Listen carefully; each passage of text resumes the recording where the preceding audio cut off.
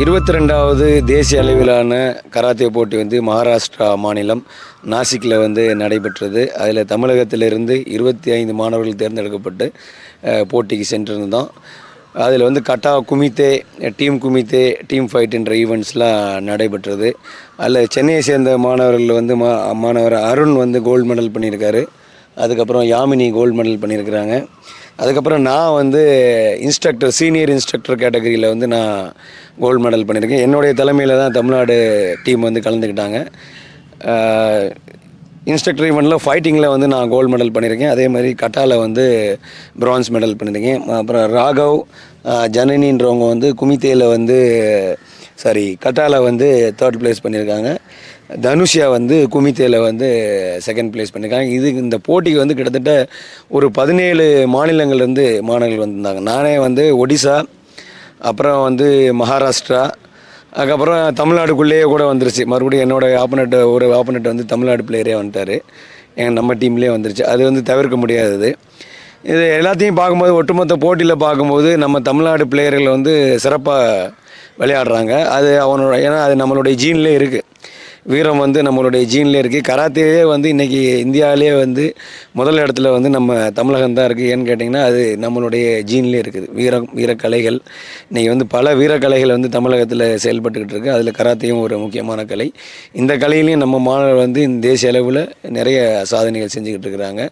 அது இயல்பாகவே நமக்கு இருக்குது. நம்ம பிள்ளைங்களுக்கு கொஞ்சம் நம்ம அவங்கள மோட்டிவ் பண்ணி விட்டோம்னா போச்சும், கொஞ்சம் அவங்களுக்கு என்ன ஊக்கம் கொடுத்துட்டு பயிற்சி கொடுத்தோம்னா போதும், அவங்க வந்து அடுத்தடுத்த நிலைகளுக்கு போயிடுவாங்க. சிறப்பாக இந்த வருஷம் நம்மளுடைய தமிழக மாணவர்கள் வந்து நிறைய பதக்கங்கள் பெற்று சாதனை படைச்சிருந்தாங்க.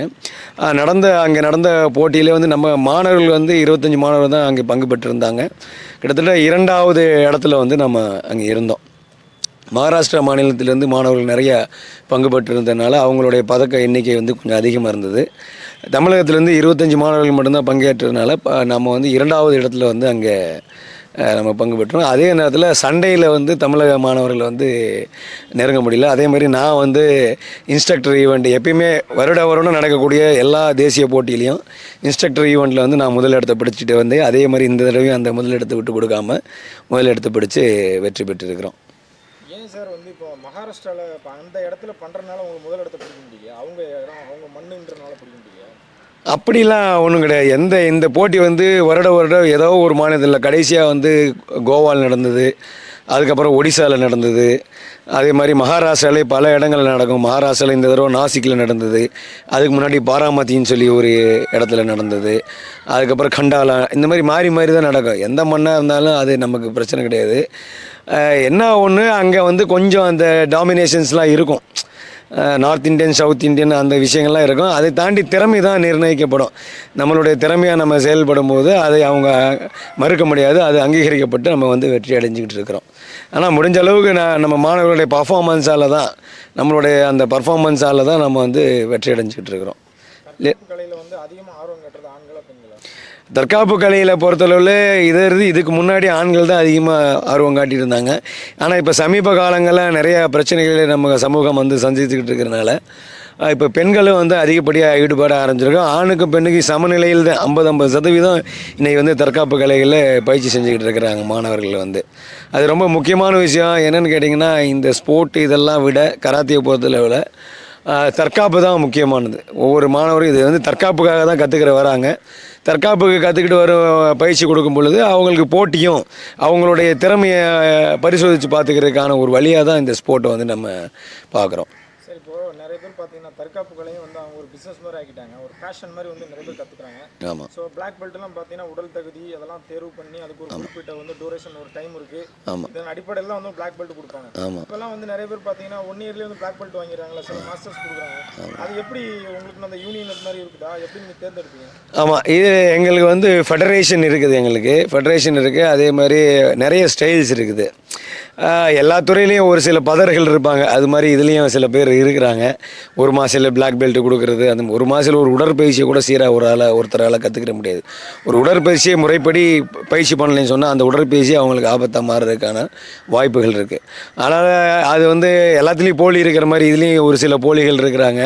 அவங்கள வந்து நம்ம தவிர்த்துறது நல்லது. ஏன்னா ஒருத்தருக்கு தற்காப்பு கலை கற்றுக்கணுன்றப்ப நல்ல ஆசிரியராக அவர் எத்தனை வருட அனுபவங்கள் இருக்கார், அவர் என்ன சாதிச்சிருக்கிறாரு அப்படின்றதெல்லாம் இப்போ நானே அதனால தான் இப்போ நான் வந்து என்னுடைய மாணவர்களுக்கு ஒரு இன்ஸ்பயராக இருக்கணுன்றதுக்காக தான் நான் வந்து போட்டியில் கலந்துக்கிட்டு நானும் வந்து இப்போ பண்ணிக்கிட்டு இருக்கிறேன். இப்போ என்னுடைய மாணவர்கள் கலந்துக்கிட்டு அதே போட்டியில் நானும் கலந்துக்கிறேன். அந்த இடத்துல நான் தோத்துடலாம், எது வேணாலும் நடக்கலாம். ஆனால் அதை பற்றிலாம் நான் கவலைப்படலை. என்னுடைய மாணவர்கள் என்னை பார்த்து இன்ஸ்பயர் ஆகணும், நானும் அந்த களத்தில் கலந்துக்கிட்டு என்னுடைய திறமை என்னன்றது நான் தெரிஞ்சுக்கணும் அப்படின்றதுக்காக தான் கலந்துக்கிறேன். அதனால் நல்ல அனுபவமான ஆசிரியர்களை பார்த்து நீங்கள் வந்து பயிற்சி பெறுறது முக்கியம். அப்போ தான் வந்து நீங்கள் ஒரு ஃபிசிக்கல் ஃபிட்னஸ், மென்டல் ஃபிட்னஸ், அதே மாதிரி ஃபிசிக்கல் உங்கள் கண்ட்ரோல், அதே மாதிரி உங்களுக்கு வந்து தற்காப்பு, செல்ஃப் டிஃபென்ஸு, இது எல்லாமே வந்து இம்ப்ரூவ் ஆகும். ஒரு ஆர்ட்ன்றது நம்ம நீண்டனா இப்போ என்ன மாணவர்கள்லாம் சொல்கிற பார்த்துருப்பீங்க, கிட்டத்தட்ட 18 வருஷம், 11 வருஷம், 12 வருஷம் இந்த மாதிரிலாம் பயிற்சி பெற்றிருந்தால் தான் இது போல் போட்டிகளை வந்து நம்ம கலந்துக்கிட்டு ஜெயிக்க முடியும். ஒரு 6 மாதம், ஒரு வருஷத்தில் வந்து நீங்கள் பயிற்சி பெற்று அந்த மாதிரி ஜெயிக்கிறதுக்கான வாய்ப்புகள் மிக குறைவு. ஏன்னா இதில் அனுபவம் தான் ரொம்ப முக்கியமான. எத்தனை வருடங்கள், எத்தனை போட்டிகளை, எத்தனை எதிரிகளை நீங்கள் சந்தித்து பயிற்சி பண்ணியிருக்கீங்கன்றதை பொறுத்து தான் உங்களுடைய அனுபவம் மேம்படும். இந்த போல் போட்டிகளை கலந்துக்கிற போது நம்ம அந்த அனுபவங்கள் தான் நம்மளை வெற்றி பெற வைக்கும். சரி, இப்போ தற்காப்புகளில் நிறைய இருக்குது. குங்ஃபு, கராத்தே இருக்குது. அந்த குங்ஃபு மற்ற கலைகளுக்கும் கராத்தேக்கும் வேறுபாடு என்ன? தற்காப்பு கலைகள் வந்து நிறைய தற்காப்பு கலைகள் இருக்குது. இப்போ ஜப்பானிய கலை, கராத்தே, குங்ஃபு, ஜூடோ, ஜுஜுக்ஷு, அக்கிட்டோ, அது மாதிரி நிறைய தற்காப்பு கலைகள் இருக்குது. எல்லா கலையும் என்னை பொறுத்தவரை சிறந்த கலை தான். செய்கிற ஆள்கிட்ட தான் இருக்குது அந்த கலையுடைய திறனை வெளிப்படுத்துறது. அவர் கராத்தே பிளேயராக இருக்கலாம், குங்ஃபு பிளேயராக இருக்கலாம், அந்த பர்சனுடைய ட்ரைனிங், அவர் எப்படி மற்ற ஆர்ட்டை அல்லது தற்காப்பை கம்பேர் பண்ணி ட்ரைனிங் பண்ணியிருக்காரு, அதை பொறுத்து தான் அவர் தன்னை தற்காத்துக்கிறக்கூடிய. ஏன்னா எல்லா கலையும் சிறந்த கலைகள் தான். ஏதாவது ஒரு தற்காப்பு கலையை தேர்ந்தெடுக்க வேண்டியது முக்கியமான விஷயம். சார், படத்துலலாம் காட்டுறாங்க கராத்தே கற்றுக்கிட்டவங்க வந்து 10 பேர் அடிக்கிறாங்க, 15 பேர் அடிக்கிறாங்க. அதெல்லாம் உண்மையா சார்? அதெல்லாம் சாத்தியமா? அப்படி நிஜமாவே கராத்தே கற்றுக்கிட்டு அத்தனை பேர் அடிக்கலாமா? கண்டிப்பாக தன்னை தற்காத்துக்கிறக்கூடிய சூழ்நிலை அந்த கராத்தே மாணவர்கள் வேணும். எப்பயுமே நம்ம வந்து சாதாரணமாக இருக்கும்போது இருக்கிற நிலையை விட ஒரு கடுமையான சூழல், நம்ம பாதுகாப்பற்ற நிலையில் இருக்கும்போது நமக்கே ஒரு உத்வேகம் வரும். அந்த வேகத்தை, அந்த பலத்தை எப்படி பயன்படுத்துறதுன்றது தான் நமக்கு வந்து கராத்தே தற்காப்பு கலையில் கற்றுத்தராங்க. உங்களுடைய பலத்தை எங்கே பயன்படுத்தணும், எப்படி பயன்படுத்தணும், உங்கள் உடம்புல எங்கெல்லாம் அடிபடாமல் நீங்கள் பாதுகாத்துக்கணும், அதே மாதிரி ஒரு எதிரியை எப்படி எங்கெல்லாம் அடித்து வீழ்த்தணும் அப்படின்றது தான் நாம் வந்து கற்றுக் கொடுக்குறோம். அதை விட ரொம்ப முக்கியமான விஷயம், நீங்கள் 10 பேர் அடிக்கிறீங்கன்றதை விட உங்களை 10 பேர் அடித்தாலும் நீங்கள் எந்திரிச்சு வீட்டுக்கு வந்துடுவீங்க. அந்த அளவுக்கு உங்களுடைய ஃபிசிக்கல் கண்டிஷன் இருக்கும். அதுதான் ரொம்ப முக்கியமான விஷயம். அந்த அளவுக்கு இந்த உடம்பை நம்ம வந்து ஆயத்தப்படுத்துவோம். நம்ம 10 பேரை அடிக்கிறோம், சமாளிக்கிறோன்றதை விட அந்த 10 பேர் நம்மளை அடித்தாலும் கூட நம்ம எந்திரிச்சு வீட்டுக்கு வந்துடக்கூடிய அந்த திறன் நம்ம உடம்புக்கு இருக்கும். அதை மேம்படுத்திக்கிறது தான் ரொம்ப முக்கியமான விஷயம். அதே நேரத்தில் அந்த 10 பேரை சமாளித்து நம்ம தாக்குதல் செய்யக்கூடிய திறனும் நமக்கு இருக்கும். சார், நீங்கள் எப்படி சொல்கிறீங்க? இப்போ இந்த குங்ஃபுல என்ன சொல்கிறாங்க, நாங்கள் தான் நம்பர் ஒன்றுன்றாங்க. பாக்ஸிங்கில் சொல்கிறாங்க நாங்கள் தான் நம்பர் ஒன்று.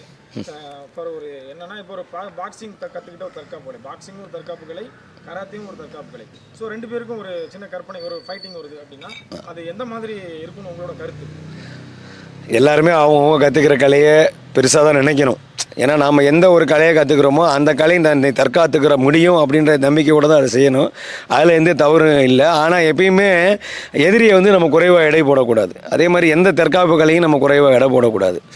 அந்த விதத்தில் கராத்தேயில் வந்து எந்த குறையும் இல்லை. எனக்கு தெரிஞ்சு இப்போ பாக்ஸிங்னா வெறும் கையை மட்டும் பயன்படுத்துவாங்க, பஞ்சஸ் பிளாக் பண்ணுவாங்க. இப்போ பார்த்தீங்கன்னா டைகோண்டோனா வெறும் லெக்ஸ் மட்டும் யூஸ் பண்ணுவாங்க. இப்போ கிக் பாக்ஸிங்னா பஞ்சஸ் அண்ட் கிக்ஸ் ப்ராக்டிஸ் பண்ணுவாங்க. இப்போ எம்எம்ஏனா பஞ்சு, பிளாக்ஸு, லாக்ஸு, த்ரோ, இது எல்லாமே. இப்போ கராத்தேன்னு பார்த்தீங்கன்னா எல்லாமே இன்க்ளூடாக இருக்குது. பட் ஸ்போர்ட்ஸில் வந்து சில விஷயங்களே ரெஸ்ட்ரிக்ஷன் பண்ணியிருக்காங்க. அது இன்ஜூரி ஆகிடக்கூடாது, ஏன்னா அப்போ தான் அது ஸ்போர்ட்ஸ் அக்செப்டபிள் ஆகும் அப்படின்றதுக்காக ரெஸ்ட்ரிக்ஷன் பண்ணியிருக்காங்களே ஒழிய இவங்க என்ன நினச்சிட்றாங்க, கராத்தேயில் ஸ்போர்ட்ஸில் பண்ணுற டெக்னிக்ஸை மட்டும் பார்த்துட்டு இவ்வளோ தான் கராத்தே அப்படின்ற ஒரு இதுக்கு வந்துட்டு நம்பிக்கைக்கு வந்துட்டு அதனால் நம்ம வந்து அவங்கள அடித்து ஜெயிச்சிடலாம் அப்படின்னு நினைக்கிறாங்க. கராத்தேயில் வந்து பஞ்சஸ் டெக்னிக்ஸ் இருக்குது, கிக்ஸ் இருக்குது, கிராப்ளிங் டெக்னிக்ஸ் இருக்குது, ஹோல்டிங் டெக்னிக்ஸ் இருக்குது, பிரேக்கிங் டெக்னிக்ஸ் இருக்குது, ஸ்ட்ரைக்கிங் டெக்னிக்ஸ் இருக்குது, எல்போ, நீஸ், எல்லா டெக்னிக்கும் இன்க்ளூட் பண்ண ஒரு ஆர்ட் தான் கராத்தே. பட் ஸ்போர்ட்டில் அது யூஸ் பண்ணக்கூடாதுன்னு வச்சுருக்காங்க. ஏன்னு கேட்டால் இன்ஜுரி ஆகிடக்கூடாதுன்றக்கா. ஆனால் தற்காப்புக்கு யூஸ் பண்ணாமல் இருக்க மாட்டாங்க. அதே மாதிரி ஓப்பன் சேலஞ்ச் மற்ற தற்காப்பு கலையை இப்போ வந்து கிக் பாக்ஸிங், மோயதான், MMA இந்த மாதிரி மார்ஷியல் ஆர்ட்லேயும் கராத்தே பிளேயர்ஸ் தான் நம்பர் 1 இருக்காங்க இப்பயும். ஸோ அங்கே வந்து அவங்க கண்டிப்பாக அதை யூஸ் பண்ணுவாங்க. அவங்க எந்த விதமான என்ன மாதிரியான சண்டையை பயன்படுத்த இறங்க போகிறோம், அந்த சண்டையில் இருக்கக்கூடிய விதிமுறைகள் என்ன, அதற்கு உட்பட்டு நம்ம சண்டை போடும்போது தற்காத்துக்கிறக்கூடிய தன்மை வந்து கராத்தேக்கு நிறையா இருக்குது.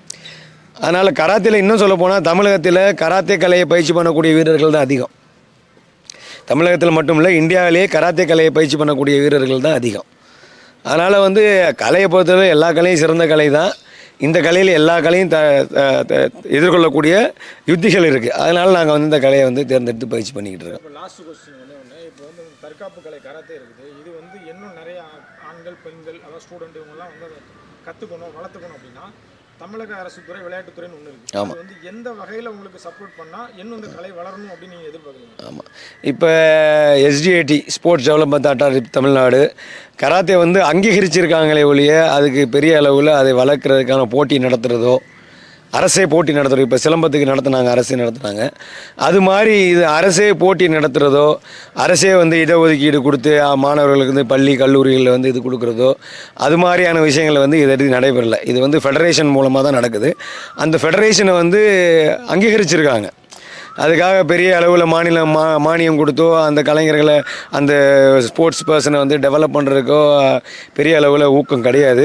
சீருடைத்துறையில் வந்து சீருடைத்துறையில் அதாவது யூனிஃபார்ம் ஜாப் இதில் வந்து அதுக்கு ப்ரிஃபரன்ஸ் கொடுத்துருக்காங்க. கராத்தேக்கு வந்து கொடுத்து அந்த இதை கொடுக்குறாங்க. ஆனால் இந்த கலையை மேம்படுத்துறதுக்கு, இந்த ஸ்போர்ட்டை வந்து டெவலப் பண்ணுறதுக்கு தமிழக அரசு வந்து இன்னும் பெரிய அளவில் வந்து சப்போர்ட் பண்ணணும். ஒரு அங்கீகாரம் மட்டும்தான் கொடுத்துருக்காங்க இல்லையா, அந்த கலையை வளர்க்குறதுக்கான மானியங்கள் வந்து இன்னும் கொடுத்து, அதே மாதிரி இந்த போட்டியை நடத்துறதுக்கு, இந்த கலைகளை பயிற்சி பண்ணுறதுக்கு ஒரு இடத்தை வந்து தமிழக அரசு வந்து ஏற்பாடு பண்ணி, இந்த கலைகளை எப்படி இப்போ ஒரு SDATயில் பார்த்தீங்கன்னா பாக்ஸிங் இந்த ட்ரைனிங்லாம் பண்ணுறதுக்கு இடம் இருக்குது. ஆனால் கராத்தேக்கு ட்ரைனிங் பண்ணுறதுக்கு ஒரு இடத்த ஒதுக்கி தரல. இது மாதிரி ஒரு இடத்த ஒதுக்கி கொடுத்தாங்கன்னா தான் மாணவர்கள் வந்து அவங்களுடைய பயிற்சிகள் வந்து மேம்படுத்திக்கிட்டு வர முடியும். அதே மாதிரி கட்டாயமாக எல்லா பள்ளிகள்லேயும் இந்த கராத்தே கலை, நம்மளுடைய சிலம்பக்கலை, இது போல் தற்காப்பு கலையை கட்டாயமாக்கி மாணவர்களுக்கு வந்து பயிற்சி கொடுத்து அதுலேயும் தேர்வு நடத்தி, அதுலேயும் அவங்க தேர்வடைஞ்சால் தான் பள்ளியில் வந்து அடுத்த நிலைக்கு போக முடியும், தேர்வு அடைய முடியுன்ற நிலையை உருவாக்குனா தான் நம்ம மாணவர்கள் வந்து ஆரோக்கியமாக இருப்பாங்க. ஹெல்தி பீப்புள் ஹெல்தி நேஷன் சொல்லுவாங்க. ஆரோக்கியமான மனிதர்களால் தான் ஆரோக்கியமான நாட்டை உருவாக்க முடியும். இங்கே வந்து ஆரோக்கியத்துக்கான செயல்படக்கூடிய விளையாட்டை வந்து நாம் வந்து ரொம்ப பெரிய அளவில் இங்கே செயல்படலைன்றது தான் என்னுடைய கருத்து. பள்ளிகளில் அதை வலியுறுத்தலை.